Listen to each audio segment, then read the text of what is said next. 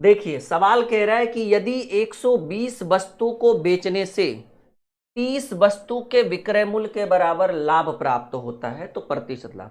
यानी आपने 120 वस्तु बेचा और 120 वस्तु के बेचने पर आप कह रहे हैं कि सर हमको प्रॉफिट हुआ इतने वस्तु का, 30 वस्तु के विक्रय मूल्य के बराबर लाभ हुआ। यानी आपका जो आपने 120 बेचा लेकिन प्रॉफिट का सेक्शन कौन रहा, ये 30 वस्तु। यानी आपको 30 वस्तु के विक्रय मूल्य के बराबर लाभ हुआ, तो लाभ तो आपको 30 वस्तु हुआ।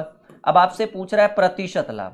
तो देखिए पहले तो आप लाभ लिख लीजिए। तो आप तो कह ही रहे हैं कि आपको 30 वस्तु के बराबर लाभ हुआ, यानी आपको लाभ हुआ 30 वस्तु का।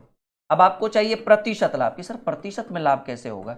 अब देखिए आपको क्रय मूल्य और विक्रय मूल्य ही नहीं समझ में आ रहा है, लेकिन आपको ये तो समझ में आ रहा है कि प्रॉफिट 30 वस्तु का हुआ। तो आपको प्रतिशत लाभ कैसे निकालना है मैं आपको समझाता हूं। एकदम सिंपल तरीका है। प्रतिशत लाभ बराबर फॉर्मूला होता है लाभ गुणे 100। अब आप ये देखिए कि आपको लाभ हुआ या हानि। अगर लाभ हुआ तो सिंपल बात है, जितना में खरीदे होंगे उससे ज्यादा में बेचे होंगे, यानी क्रय मूल्य छोटा होगा। अगर हानि हुआ होता तो जितना में खरीदे होते उससे कम में बेचे होते, तभी तो हानि हुआ।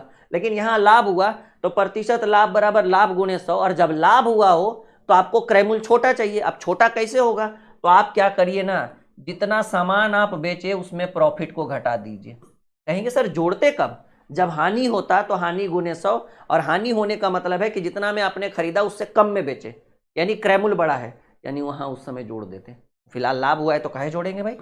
तो आपका हो जाएगा 30 गुणे 100, अब बटे 100 में 30 गया तो 90। एकदम सिंपल सा फंडा है। आप 30 से कम 30 और 30 तिया 90, 100 बटे 3 जो होगा वो 33.1/3 का लाभ। और ये जो 33.1/3 है वो पहले नंबर ऑप्शन में आपका उत्तर है। उम्मीद है कि बहुत जबरदस्त तरीके से ये क्वेश्चन आपको समझ में आया होगा। डन।